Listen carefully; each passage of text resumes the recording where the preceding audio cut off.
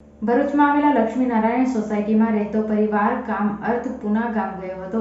આ સમય દરમિયાન ઘરના સીસીટીવી કેમેરા બંધ થઈ જતા ચોરી થઈ જઈ હોવાની શંકાએ ઘરે આવી તપાસ કરતા તસ્કરોએ બંધ મકાનને ચોરીને અંજામ આપી કુલ 5 લાખની મત્તા ઉપર હાથ ફેરો કરી પલાયન થઈ ગયા હતા. ભરૂચ શહેરના જિલ્લા પંચાયત પ્રમુખના બંગલાની પાછળના ભાગે લક્ષ્મીનારાયણ સોસાયટી આવેલી છે. આ સોસાયટીમાં રહેતા નરેન્દ્ર સોલંકી 24મી જાન્યુઆરીના રોજ પોતાનું મકાન બંધ કરી કામ અર્થ પૂના ગયા હતા. આ સમયે તેઓએ પોતાના મકાનમાં લગાવેલા સીસીટીવી કેમેરા ચેક કરતા કેમેરા બંધ થઈ ગયેલા હોવાનું માલુમ પડતા ઘટના કંઈ બન્યું હોવાનું માલુમ પડ્યું હતું, જેની તેઓ તાત્કાલિક ભરૂચ ઘરે આવવા માટે નીકળ્યા હતા. જ્યાં આવી ચેક કરતા મકાનમાં ચોરી થઈ હોવાનું માલુમ પડ્યું હતું. આ સમય દરમિયાન તસ્કરો તેમના મકાનમાં રહેલા 5 લાખ રોકડા, સોના ચાંદીના દાગીના મળી લાખોની મત્તા ઉપર હાથફેરો કરી પલાયન થઈ ગયા હતા.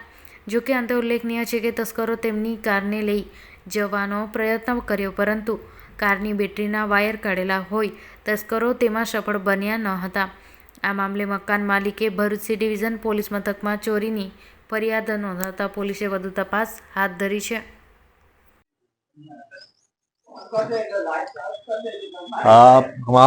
એવું છે કે મારા ઘરે સીસીટીવી કેમેરા લગાવેલા છે.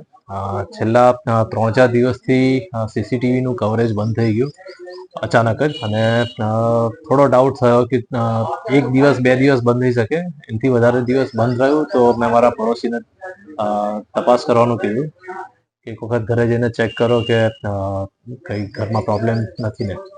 એમણે જઈને ચેક કર્યું ત્યારે ખબર પડી કે ત્યાં ઘરના તાળા અને મેઇન ડોર તોડેલા હતા, લોક એના. અને અંદર જઈને તપાસ કરી તો ઘરનો સારો બધો સામાન વેરવિખેર થયેલો હતો. એટલે અમે તત્કાલ જાણ કરી ને તપાસ કરી ત્યારે ખબર પડી ઘણો સામાન ચોરી ગયા હતા. અને નીચેના રૂમમાં અમારા જે 2 ફ્લોર છે બધેથી સામાન વેરવિખેર કરીને ચોર બધું લઈને ભાગી ગયા હતા. આ ઘટના કરીબન 24 તારીખે સવારે 4 વાગ્યાની આસપાસ થઈ હતી, જેની જાણ અમને 26 તારીખે થઈ હતી.